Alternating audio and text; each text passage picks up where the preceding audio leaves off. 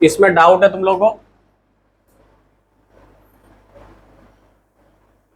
ये डेरिवेशन कैसे आई थी? C equal to epsilon naught A by D. तो इसको करने से पहले कुछ बेसिक्स आने चाहिए। जैसे मान लो कि यहाँ पे एक पॉजिटिव चार्ज रखा हुआ है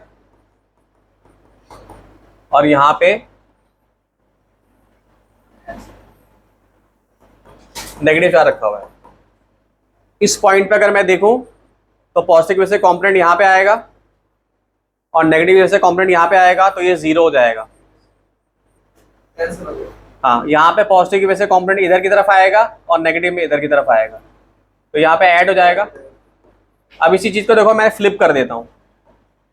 तो अगर ये सिचुएशन में ऐसे बना दूं, ये एक प्लेट बना दूं, यहाँ पे पॉजिटिव हो गया, और ये एक प्लेट बना दूं, यहाँ पे नेगेटिव हो गया, सपोज करो, ठीक है। तो यहाँ पे भी ऐड होगा कंपोनेंट, हो जाएगा ऐड। तो एक प्लेट की वजह से जो इलेक्ट्रिक फील्ड यहाँ पे होती थी वैल्यू, उसकी होती थी value sigma by 2 epsilon not. तो यहाँ दोनों ऐड हो जाएंगे, तो ई नेट कितना हो जाएगा यहाँ पे इस रीजन में? क्या होगा बच्चों बताओ? ये हो जाएगा ट्वाइस ऑफ सिग्मा अपॉन, तो क्या हो जाएगा सिग्मा अपॉन। तो एक ये हमें डिराइव करना है। ये हम क्या कर रहे हैं, हमारा पैरेलल प्लेट कैपेसिटर है। अच्छा, एक सवाल ये भी होता है यहाँ पे भी क्या होगा, जीरो ही हो जाएगा। नेगेटिव में अंदर की तरफ आता है कंपोनेंट, पॉजिटिव में यहाँ पे आता है, तो यहाँ पे भी जीरो हो जाएगा। तो यानी कि इस रीजन में और इस रीजन में जीरो ही होने वाला है। ये हम डिराइव कर रहे हैं पैरेलल प्लेट कैपेसिटर का capacitance C equal to epsilon naught A by d. तो एक ये चीज समझ में आ गया, E कैसे आया, सिग्मा बाई एप्सिलॉन नॉट कैसे आया। इसके बाद एक फॉर्मूला होता था Q इक्वल टू CV, और वेद बोला था मैंने, तुम्हारा दोस्त है, उसका नाम क्या है, वेद, यानी V equal to E into d. English में V into E into d हो गया। E इलेक्ट्रिक फील्ड हो गया और V वोल्टेज हो गया तुम्हारा, ठीक है। ये हो गया Q इक्वल टू CV। अब यहाँ पे ध्यान से देखो, सिग्मा क्या होता था, किसी सरफेस पे अगर चार्ज रखा हुआ है तो हम बोलते थे सरफेस चार्ज डेंसिटी। तो सिग्मा की जगह पे क्या हो जाएगा, Q बाई A हो जाएगा। E की जगह पे क्या हो जाएगा, Q by A epsilon not. लिख सकता हूं ऐसे, लिख लीजिए कॉपी पे अपने, ठीक है। तो ये E इक्वल टू क्या हो गया, Q बाई A हो गया, एप्सिलॉन नॉट हो गया। तो V लिखा यहां पे मैंने, और Q इक्वल टू CV होता तुम्हारा, यहां पे V की जगह पे Q बाई C लिख दिया मैंने। तो क्या हो जाएगा, Q बाई C आ तो गया, क्रॉस मल्टीप्लाई करोगे तो C इक्वल टू क्या आ जाएगा, epsilon naught A by D. D क्या है, इन दोनों प्लेट्स के बीच का डिस्टेंस। ए क्या है, एरिया ऑफ द प्लेट। फटाफट कॉपी पे खुद से डिराइव करिए बिना देखे। हेडिंग डालिए energy stored in a capacitor, यानी कैपेसिटर कितना चार्ज स्टोर कर पा रहा है, ठीक है। Energy stored in a capacitor हमें देखना है। तो अब आपको पता है कैपेसिटर क्या होता है, मैं पहले बता चुका हूं आपको कि यहाँ पे हमारे पास एक प्लेट होती है, पॉजिटिव प्लेट यहाँ पे अटैच कर देते हैं, नेगेटिव प्लेट यहाँ अटैच कर देते हैं, तो यहाँ पे चार्ज स्टोर होना शुरू हो जाता है। तो आपको ये फॉर्मूला भी बताया हुआ, वोल्टेज इक्वल टू क्या होता है, work done per unit charge. पहले डायग्राम बना लीजिए, ये डायग्राम बना लीजिए, ठीक है। ये डायग्राम बना लीजिए, हेडिंग डाल लीजिए energy stored in a capacitor, फिर आगे बताता हूँ। तो एक प्रोसेस तो ये वाला दिया हुआ है, ये भी सही तरीका है, लेकिन ये ज्यादा इजियर है। इस पे भी आप लोग काम करिएगा कि कैसे आ रहा है, उससे भी डिराइव करने की कोशिश करिएगा। तो आपको ये फॉर्मूला मैंने आपको बताया अभी, V equal to W by Q होता है। तो क्या हो रहा है कैपेसिटर में, चार्ज स्टोर होता जा रहा है ना। तो वोल्टेज का हमारा फॉर्मूला क्या है, W बाई Q। तो अगर हम इसका लिमिट के टर्म्स में देखें तो जीरो से पहले कुछ नहीं था इस पे चार्ज। जब हमने कैपेसिटर को चार्ज करना शुरू किया तो कुछ भी चार्ज नहीं था, जब चार्ज करना शुरू किया तो उसमें चार्ज आना शुरू हुआ। तो यानी हमारी लिमिट कहां से जाएगी, जीरो से लेके Q तक जाएगी। तो V इक्वल टू क्या होता है, W बाई Q होता है। अब W को VQ के फॉर्म में लिख सकता हूं यहाँ पे, और Q की जगह पे DQ लिख दूंगा मैं, है ना, क्योंकि मुझे डिफरेंशिएशन के फॉर्म में लिखना पड़ेगा इसको। तो मैंने क्या लिख दिया इसको, V DQ, और V की जगह V का कनेक्शन Q के फॉर्मूले के साथ है, Q इक्वल टू CV। तो V की जगह पे क्या लिख सकता हूँ, Q अपॉन में C, क्योंकि Q इक्वल टू CV होता है। यहाँ डिफरेंशिएशन बन गया मेरा, ये वर्क हो गया। और वर्क का कनेक्शन किसके साथ है, एनर्जी है, वर्क एनर्जी सेम ही चीज है ना। तो इसको इंटीग्रेट करूंगा कहां से, जीरो से लेके Q तक, ठीक है। अब ये तो आपका 1/c तो बाहर आ जाएगा, और आपको पता है डिफरेंशिएशन का रूल, इंटीग्रेशन का रूल पता है ना, x की पावर जो भी n होता है यहाँ पे क्या हो जाता है, x की पावर n+1 अपॉन में n+1 हो जाता है। ये रूल पढ़ा आपने। तो यानी कि 1/c तो बाहर ही हो गया, Q तुम्हारा क्या है, x की तरह बिहेव करेगा, तो यानी कि ये क्या हो जाएगा, Q²/2 हो जाएगा। और लिमिट कहां से कहां तक जाएगी, लिमिट जाएगी 0 से Q तक। तो यहाँ पे फंक्शन कैसे बन जाएगा, ये 1/c Q²/2 और -0, यानी एक बार 0 पुट करेंगे, एक बार Q पुट करेंगे। बायो वाले बच्चे ध्यान से देखें, ठीक है। तो ये क्या बन गया तुम्हारा, ये बन गया formula W = 1/c Q²/2 and this work is stored in the form of energy of a capacitor, because work and energy are same चीज। नहीं पढ़ते थे 9th क्लास में, delta K E kinetic energy equal to work done, समझ गए। तो work और energy same ही चीज है। तो इसको लिख लीजिए पूरा, लाइन है, यहां से क्वेश्चन बन सकता है रीजन, जैसे यहां पे दिया है। तो असर्शन रीजन के क्वेश्चन आते हैं ना, तो जैसे तुम्हें असर्शन दे देगा कि electrostatic force is conservative. Conservative का मतलब क्या होता है कि पाथ इंडिपेंडेंट होती है। मतलब अगर आप ये ए पॉइंट है, ये बी पॉइंट है, ये दिल्ली और मान लो ये दिल्ली है, ये गाजियाबाद है, ठीक है, ये गाजियाबाद है तुम्हारा। तो आप चाहे इस वाले रूट से जाओ, इस वाले रूट से जाओ, इस वाले रूट से जाओ, पहुंचोगे तो दिल्ली से गाजियाबाद ही ना, चाहे तुमने अलग अलग रूट ले लिए। तो ये पाथ इंडिपेंडेंट है, बस ए और बी पॉइंट पर डिपेंड करेगा। तो कह रहा है यहाँ पे क्वेश्चन जो फ्रेम हो सकता है, एसोसिएशन रीजन भी बनाया जा सकता है इससे। कह रहा है final result for potential energy is independent of the manner in which the charge configuration of the capacitor is built up. यानी कैसे उस पर चार्ज आ रहा है इससे मतलब नहीं है, ठीक है ना, एंड पॉइंट पे बस हमें ध्यान देना है। तो यहाँ पे स्टार बना के अपनी एनसीईआरटी में मार्क कर लो, assertion and reason type question यहाँ से तुम्हारा आ जाएगा, ठीक है, मार्क कर लो। बताया ना, अभी बोला ना मैंने कि एसर्शन में लिखा होगा इलेक्ट्रोस्टैटिक फोर्स इज कंजर्वेटिव, सही बात है। रीजन में ये लिखा रहेगा। तो एसर्शन और रीजन दोनों सही है, reason is also the correct explanation of assertion. Star बना लो, ठीक है, लिख लिया सबने।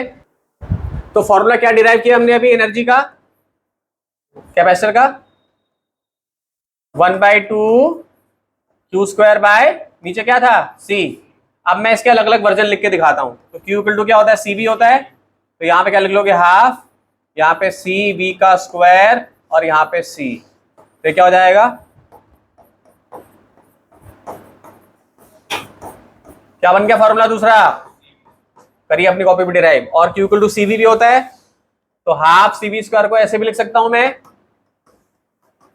CV × V, और इसको QV लिख सकता हूं। तो ये भी एक फॉर्मूला हो गया। तो आपके पास हो सकता है चार्ज दिया हो, वोल्टेज दिया हो, तो डायरेक्ट निकाल सकते हो न्यूमेरिकल में।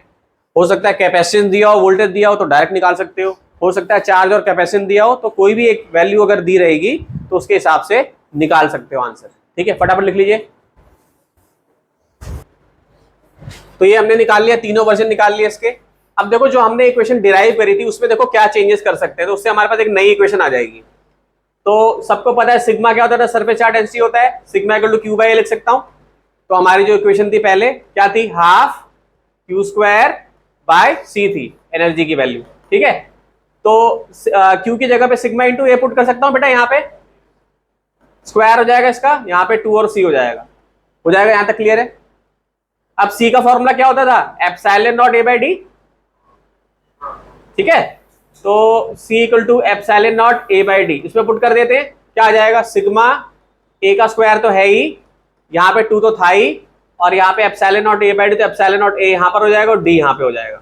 अब मैथ्स में ऐसा कर सकते हैं ना कि यहाँ पे भी ε0 से मल्टीप्लाई कर दूं और यहाँ पे भी ε0 से मल्टीप्लाई कर दूं, ठीक है। तो यहाँ पे क्या हो जाएगा, सिग्मा A का स्क्वायर हो जाएगा, और यहाँ पे तुम्हारा क्या हो जाएगा, ε0 का स्क्वायर हो जाएगा, नीचे A हो जाएगा, और यहाँ पे तो तुम्हारा D था ही, और ε0 तो था ही, यहाँ पे 2 तो था ही। कोई दिक्कत भाई, सब कुछ फॉर्मूला भेजा, बस पुट करते जा रहा हूँ। सिग्मा = Q/A पुट कर दिया, ये इक्वेशन डिराइव करती है ना एनर्जी की, इसी में पुट कर दिया। अब Q = सिग्मा × A कर दिया मैंने, क्यों, क्योंकि सिग्मा सर्विस चार्ज डेंसिटी होती थी, Q/A से कनेक्टेड है, मतलब एक फॉर्मूले को दूसरे फॉर्मूले में सब्स्टिट्यूट कर रहा हूँ। फिर यहां तक आ गया, क्लियर हो गया, सिग्मा A का स्क्वायर हो गया, ये A हो गया तुम्हारा ये। अब हमने एक फॉर्मूला पढ़ा था ना, ये सिग्मा/ε0 क्या होता है तुम्हारा, ये फॉर्मूला होता था ना इलेक्ट्रिक फील्ड का, ठीक। तो इसको ऐसे लिख लूं, अब पहले इतना लिख लो, इतना लिखो पहले। यहां तक बात सबको समझ में आ गई, अब ध्यान से देखिए, तो यहाँ पे मैं इसका स्क्वायर कर दूंगा तो सिग्मा स्क्वायर हो जाएगा, और यहाँ पे एप्सिलॉन नॉट को क्लब कर लेता हूँ। तो ये एक फॉर्मूला होता था ना, electric field equal to sigma by epsilon naught, होता था कि नहीं? होता था ना। तो यहाँ पे 2 मल्टीप्लीकेशन में रह जाएगा, और इसका ए स्क्वायर से ए नीचे उड़ जाएगा यहाँ से, और यहाँ पे a इंटू डी रह जाएगा। तो a इंटू डी तो वॉल्यूम हो गया, एरिया इंटू डिस्टेंस तुम्हारा क्रॉस सेक्शन एरिया, और डिस्टेंस तो वॉल्यूम हो गया, एप्सिलॉन नॉट रह गया। तो फॉर्मूला क्या बन गया? अब ये फॉर्मूला बन गया 1/2 यहाँ पे इलेक्ट्रिक फील्ड एप्सिलॉन नॉट, ठीक है, और a इंटू डी तुम्हारा क्या हो गया? वॉल्यूम। तो a इंटू डी भी ऐसे भी लिख देता हूं मैं, ठीक है, हाफ इंटू इलेक्ट्रिक फील्ड का स्क्वायर और एप्सिलॉन नॉट। तो अब जो यहाँ पे मेरा जो कैपिटल यू में लिया था मैंने, अगर इसको वॉल्यूम से डिवाइड कर दूंगा a इंटू डी से, तो इसको पता है सिंबल कैसे मैं बनाऊंगा? स्मॉल u बना दूंगा।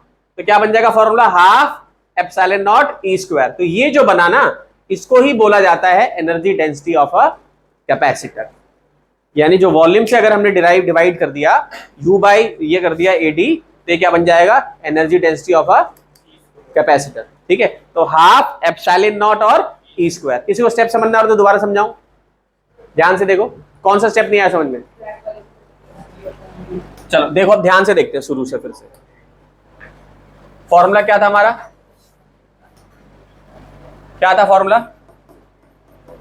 हाफ, बताते जाओ अभी जो लिखा है। हाफ क्या था आगे? उसे याद हो जाएगा तुम्हें, क्यू स्क्वायर बाय सी। और अभी जो डिराइव किया था हमने जो है, तो सिग्मा क्या होता है तुम्हारा? ध्यान से देखते हैं ना स्टेप, मैं पूरा और आराम से तुम्हें एलेबोरेट करके बता रहा हूं। तो यू लिखा हमने, यू लिखा, हाफ क्यू क्या हो गया? सिग्मा इंटू ए हो गया, इसका स्क्वायर कर लिया। सी क्या होता था? लिख दूं? डी ऊपर चला जाएगा, यहां तक दिक्कत किसी को? यू लिखा मैंने हाफ, यहां पे सिग्मा का स्क्वायर कर लिया, एरिया का स्क्वायर कर लिया, इंटू डी कर लिया, यहाँ पे एप्सिलॉन नॉट से मल्टीप्लाई कर दिया, यहाँ पे भी एप्सिलॉन नॉट से मल्टीप्लाई कर दिया, और एप्सिलॉन नॉट तो पहले से ही था, ए तो पहले से ही था, है ना? ए से उड़ गया, अब इसको मैंने एक साथ क्लब कर लिया, हाफ सिग्मा और एप्सिलॉन नॉट को क्लब कर लिया मैंने, इसका स्क्वायर कर दिया, और यहाँ पे क्या रह गया? एरिया इंटू डिस्टेंस, ये तो वॉल्यूम होता है जी, और यहाँ एप्सिलॉन नॉट हो जाएगा, होगा कि नहीं? तो ये क्या हो जाएगा? ये यू हो गया तुम्हारा। तो हाफ इलेक्ट्रिक फील्ड का स्क्वायर, क्योंकि इलेक्ट्रिक फील्ड का फॉर्मूला क्या होता था? सारे देखो आपस में कनेक्टेड है formula, sigma by epsilon not, ठीक है। तो ई स्क्वायर हो गया, यहाँ पे एडी को मैंने डिवाइड कर दिया नीचे, और यहाँ पे एप्सिलॉन नॉट हो गया, और ए और डी तो वॉल्यूम होता है, तो यानी energy stored per unit volume is your energy density, ठीक है। तो ये एनर्जी डेंसिटी आ जाएगा आपका। फॉर्मूला क्या हो जाएगा? Half epsilon not E square. बिना देखे करिए, बिना देखे, क्योंकि डेरिवेशन आएगी एग्जाम में। अब 2.5, 2.6, 2.7 जरा फटाफट कर लो, सिंपल क्वेश्चन है। पैरेलल प्लेट कैपेसिटर बोला है, कैपेसिटेंस दी हुई है तुम्हें, तो कह रहा है डिस्टेंस को अगर आधा कर दिया जाए, ठीक है, and the space between them is filled with the substance और डाइलेक्ट्रिक कांस्टेंट के। तो आपको रिलेवेंट फॉर्मूला मैं समझा चुका हूं पहले ही, थोड़ा थिंकिंग प्रोसेस अप्लाई कीजिए अपना, और इसको सॉल्व करने की कोशिश करिए। तो C इक्वल टू क्या होता है? Epsilon naught A by D, ठीक है। तो कह रहा है कैपेसिटेंस में अब D को इन्होंने क्या कर दिया है? हाफ कर दिया है, यहाँ पे कितना कर दिया? D/2 कर दिया है, और सब्सटेंस की डाइलेक्ट्रिक क्या है? K है, यानी कि अब यहाँ पे एक K सब्सटेंस पड़ गया है, एप्सिलॉन नॉट हो गया, A D हो गया है, ठीक है। तो पुरानी वैल्यू तो तुम्हारे पास है ना, एप्सिलॉन A बाई डी की वैल्यू कितनी है? 8pf, ठीक है। तो उसको ऐसे लिख सकते हैं C equal to twice K epsilon naught A by d. करिए सॉल्व, इसको सॉल्व करिए एक बार। K की वैल्यू कितनी थी?